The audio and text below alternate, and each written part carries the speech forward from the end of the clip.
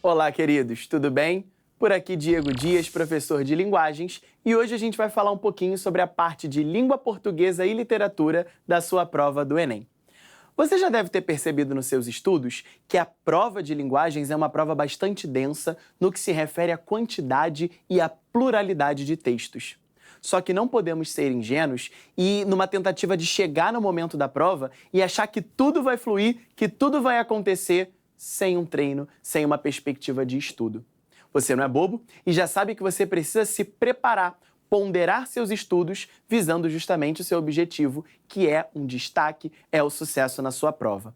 Pensando nisso, a gente precisa avaliar uma das habilidades do Enem, que é justamente a ferramenta de construção textual no momento da sua análise interpretativa. Em outras palavras, você deve observar, ao longo da sua leitura crítica, ao longo de cada uma dessas questões, quais são os elementos estruturais que compõem justamente aquela confecção textual. Pensando nisso, separei aqui uma questãozinha do Enem para a gente debater exatamente esse assunto e chegar a uma resposta correta. Então vejamos, a questão que eu separei aqui para a gente debater é uma questão do Enem, a prova de 2016, segunda aplicação, prova azul, questão de número 129.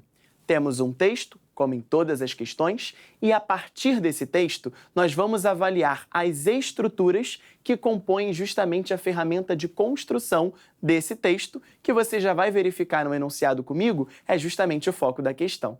Vamos lá, vamos juntos para a leitura desse texto que você pode perceber já não é tão convencional, porque você pode analisar aí diversas vezes uma pausa. E essa pausa está sendo reproduzida pelo sinal de pontuação das reticências. E aí, eu já quero que você faça uma outra percepção desse texto. Quando a gente analisa um texto como esse e percebe que ele é pausado diversas vezes, existe um objetivo crítico aí. Vamos ver qual é. O texto diz o seguinte: eu acho um fato interessante, né? Foi como meu pai e minha mãe vieram se conhecer. Né? Que minha mãe morava no Piauí com toda a família. Né? Meu avô, materno no caso, era maquinista. Ele sofreu um acidente, infelizmente morreu. Minha mãe tinha 5 anos, né? E o irmão mais velho dela, meu padrinho, tinha 17 e ele foi obrigado a trabalhar. Foi trabalhar no banco e o banco, no caso, estava com o número de funcionários cheio e ele teve que ir para outro local e pediu transferência para um local mais perto de Parnaíba, que era a cidade onde eles moravam e, por engano, o escrivão entendeu Paraíba, né? E minha família veio parar em Mossoró, que era exatamente o local mais perto onde tinha vaga para funcionário do Banco do Brasil. E ela foi parar na rua do meu pai, né? E começaram a se conhecer. Namoraram 11 anos, né? Pararam algum tempo, brigaram. É lógico, porque todo relacionamento tem uma briga, né? E eu achei esse fato muito interessante, porque foi uma coincidência incrível, né? Como vieram a se conhecer, namoraram e até hoje estão juntos, 17 anos de casados. Então o que a gente percebe nessa perspectiva de texto é que todos esses sinais de reticências que a gente já salientou só ao olhar para esse texto comprovam o seu gênero. Esse texto aqui nada mais é do que um relato oral, uma tentativa de transcrever o que a realidade da oralidade da língua portuguesa nos permite pronunciar. É claro que ao transcrever esse texto para a modalidade escrita, esses sinais de pausa, assim como diversas referências na fala, como a palavra né, deveriam ser abandonadas, mas há uma intenção discursiva justamente apresentar isso para você, leitor.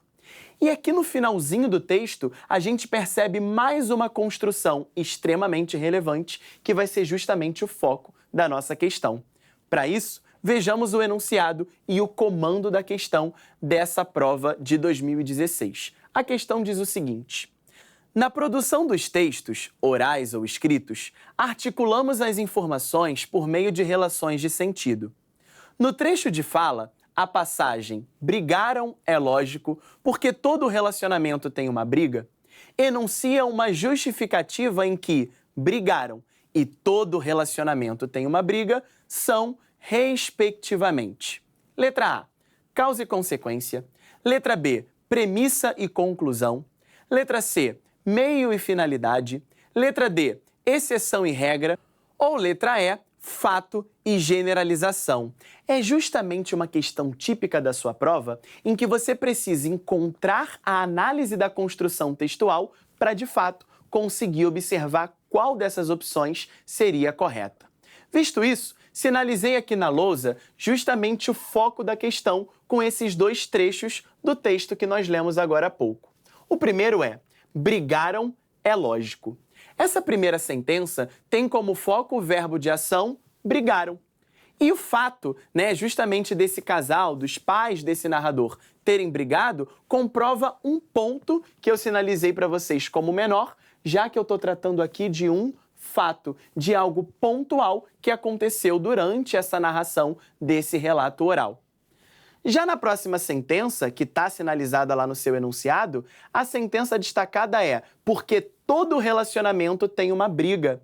Perceba a colocação, a escolha lexical justamente dessa palavra, a palavra todo, dizendo que todo relacionamento tem uma briga. Com isso, veja a simbologia de um fato sendo representado por algo menor e de uma generalização sendo apontado, portanto, por algo maior.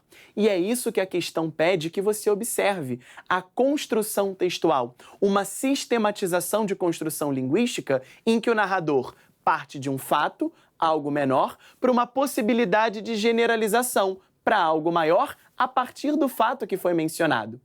Só que, claro, o autor fez isso intencionalmente. Havia um objetivo. E quando a gente fala disso, o objetivo linguístico da estrutura textual é justamente justificar que há brigas em todo e qualquer relacionamento.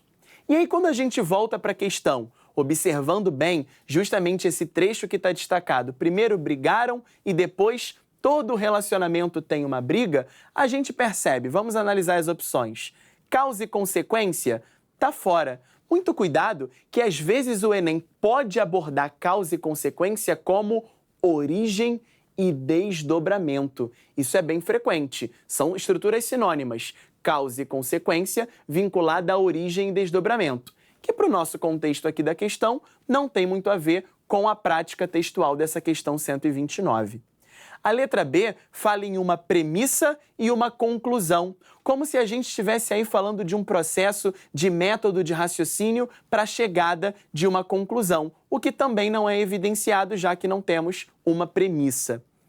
Meio e finalidade. Finalidade entenda como um objetivo. Então eu não tenho um meio para a chegada de um objetivo, o que faz com que essa letra C também saia do nosso radar. A letra D fala em uma exceção e regra. Aqui não há uma exceção. A gente tem, de fato, uma palavra, uma construção verbal que indica um fato e, a partir desse fato, chega-se a algo maior, como sugere a letra E, que acaba sendo, portanto, a nossa opção correta. Fato e generalização. Fato vinculado a brigaram e generalização, uma vez que ele afirma com todas as palavras que todo relacionamento tem uma briga. Questão típica da sua prova, em que você precisa fazer uma boa análise textual e, principalmente, olhar para as estratégias de construção do texto utilizadas pelo autor, que acabam virando a sua questão de prova. Beleza? Espero que vocês tenham gostado. Vou ficando por aqui. Bons estudos. Um beijo. Tchau, tchau.